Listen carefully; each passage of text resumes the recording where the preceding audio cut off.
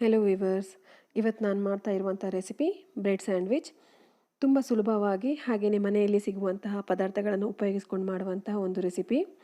ಇದನ್ನು ಬೆಳಿಗ್ಗೆ ತಿಂಡಿಗೆ ಅಥವಾ ಸಂಜೆ ಟೀ ಜೊತೆಗೂ ಕೂಡ ಸರ್ವ್ ಮಾಡ್ಕೊಳ್ಬೋದು. ಸ್ಯಾಂಡ್ವಿಚ್ಗೆ ಬಳಸುವ ಬ್ರೆಡ್ ಹೆಚ್ಚಾಗಿ ವೈಟ್ ಬ್ರೆಡ್ಡನ್ನೇ ಉಪಯೋಗಿಸ್ತಾರೆ, ಆದರೆ ನಾನಿಲ್ಲಿ ಹೋಲ್ ವೀಟ್ ಬ್ರೆಡ್ಡನ್ನು ತೊಗೊಂಡಿದ್ದೀನಿ.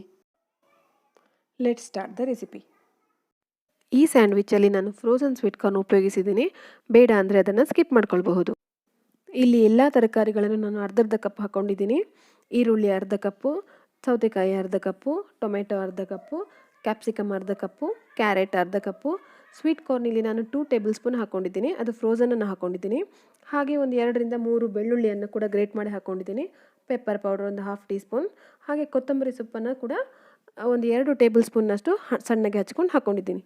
ಹಾಗೆಯೇ ರುಚಿಗೆ ತಕ್ಕಷ್ಟು ಉಪ್ಪು, ಒಂದು 1/4 ಟೀ ಸ್ಪೂನ್ ಮಿಕ್ಸ್ಡ್ ಹರ್ಬ್ಸ್ ಹಾಕ್ಕೊಂಡು ಒಂದು 4 ಟೇಬಲ್ ಸ್ಪೂನ್ನಷ್ಟು ಮಯೋನೀಸನ್ನು ಹಾಕ್ಕೊಳ್ತಾ ಇದ್ದೀನಿ.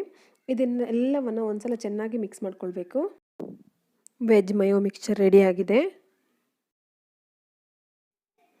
ಈ ಕಡೆ ಬ್ರೆಡ್ಡಿಗೆ ನಾನು ಬಟರನ್ನು ಈವನ್ ಆಗಿ ಸ್ಪ್ರೆಡ್ ಮಾಡ್ಕೊಳ್ತಾ ಇದ್ದೀನಿ.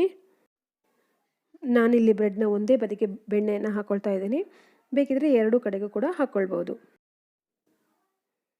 ಇನ್ನೊಂದು ಬ್ರೆಡ್ಡನ್ನು ತಗೊಂಡು ಅದಕ್ಕೆ ನಾವು ಮಾಡಿರುವಂತಹ ಸ್ಯಾಂಡ್ವಿಚ್ ಮಿಕ್ಸ್ಚರ್ನ ಈವನ್ ಆಗಿ ಸ್ಪ್ರೆಡ್ ಮಾಡ್ಕೊಳ್ತಾ ಇದ್ದೀನಿ. ಈ ಸ್ಯಾಂಡ್ವಿಚ್ಗೆ ಓವರ್ ಫಿಲ್ಲಿಂಗ್ ಮಾಡ್ಕೊಳ್ಬಾರ್ದು. ನಾನಿಲ್ಲಿ ಈವನ್ ಆಗಿ ಸ್ಪ್ರೆಡ್ ಮಾಡ್ಕೊಂಡಾಗಿದೆ. ಇದ್ರ ಮೇಲೆ ಒಂದು ಚೀಸ್ ಸ್ಲೈಸನ್ನು ಇಟ್ಕೊಳ್ತಾ ಇದ್ದೀನಿ. ಅದರ ಮೇಲೆ ನಾವು ಬೆಣ್ಣೆ ಸವರಿರುವಂತಹ ಬ್ರೆಡ್ಡನ್ನು ಕೂಡ ಇಟ್ಕೊಳ್ತಾ ಇದ್ದೀನಿ. ಇವತ್ತು ನಾನು ಸ್ಯಾಂಡ್ವಿಚನ್ನು ಸ್ಯಾಂಡ್ವಿಚ್ ಮೇಕರಲ್ಲೇ ಮಾಡ್ತಾ ಇದ್ದೀನಿ. ಒಂದು ವೇಳೆ ಸ್ಯಾಂಡ್ವಿಚ್ ಮೇಕರ್ ಇರಲಿಲ್ಲ ಅಂದರೆ ನಾವು ಚಪಾತಿ ಮಾಡುವಂಥ ಪ್ಯಾನನ್ನು ಕೂಡ ಅದರಲ್ಲಿ ಕೂಡ ಮಾಡಬಹುದು. ನಾನಲ್ಲಿ ಸ್ಯಾಂಡ್ವಿಚ್ ಮೇಕರ್ಗೆ ಸ್ವಲ್ಪ ಬೆಣ್ಣೆಯನ್ನು ಹಾಕ್ಕೊಂಡಿದ್ದೀನಿ. ನೀವು ತವಾದಲ್ಲಿ ಮಾಡೋದಾದರೆ ತವಾಗೂ ಸ್ವಲ್ಪ ಬೆಣ್ಣೆಯನ್ನು ಹಾಕ್ಕೊಂಡು ಆಲ್ರೆಡಿ ನಾವು ಮಾಡಿರುವಂತಹ ಸ್ಯಾಂಡ್ವಿಚನ್ನು ಅದರಲ್ಲಿ ಇಟ್ಟು 2 ಬದಿಯಲ್ಲಿ ಚೆನ್ನಾಗಿ ಬೇಯಿಸ್ಕೊಳ್ಬೇಕಾಗತ್ತೆ. ಇದು ಗ್ರಿಲ್ಡ್ ಪ್ಯಾನ್ ಆಗಿರೋದ್ರಿಂದ ಅದರಲ್ಲಿ ಗ್ರಿಲ್ ತನ್ನಷ್ಟಕ್ಕೆ ಬರುತ್ತೆ, 2 ಬದಿಯಲ್ಲಿ ತನ್ನಷ್ಟಕ್ಕೆ ಅದು ಕುಕ್ ಆಗುತ್ತೆ.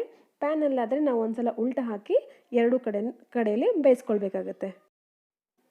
ಈ ಸ್ಯಾಂಡ್ವಿಚಲ್ಲಿ ತರಕಾರಿಗಳನ್ನು ನಿಮ್ಮ ಇಷ್ಟದ ಪ್ರಕಾರ ಹೆಚ್ಚು ಕಡಿಮೆ ಮಾಡ್ಕೊಳ್ಬೋದು. ಈಗ ಹೆಲ್ದಿಯಾಗಿರುವಂತಹ ವೆಜ್ ಮಯೋ ಚೀಸ್ ಸ್ಯಾಂಡ್ವಿಚ್ ರೆಡಿಯಾಗಿದೆ. ಇದನ್ನು ಕೆಚಪ್, ಗ್ರೀನ್ ಚಟ್ನಿ ಅಥವಾ ಪೊಟೆಟೊ ಚಿಪ್ಸ್ನೊಂದಿಗೆ ಸರ್ವ್ ಮಾಡಿದರೆ ತುಂಬ ಚೆನ್ನಾಗಿರುತ್ತೆ. ಇವತ್ತಿನ ವಿಡಿಯೋ ಇಷ್ಟ ಆಗಿದ್ದರೆ ಒಂದು ಲೈಕ್ ಮಾಡಿ ಅಂತ ಹೇಳ್ತಾ ಮತ್ತೆ ಮುಂದಿನ ವಿಡಿಯೋದಲ್ಲಿ ಸಿಗ್ತೇನೆ. ಅಲ್ಲಿವರೆಗೆ ನಾನು ಪೂರ್ಣಿಮಾ. ಧನ್ಯವಾದಗಳು.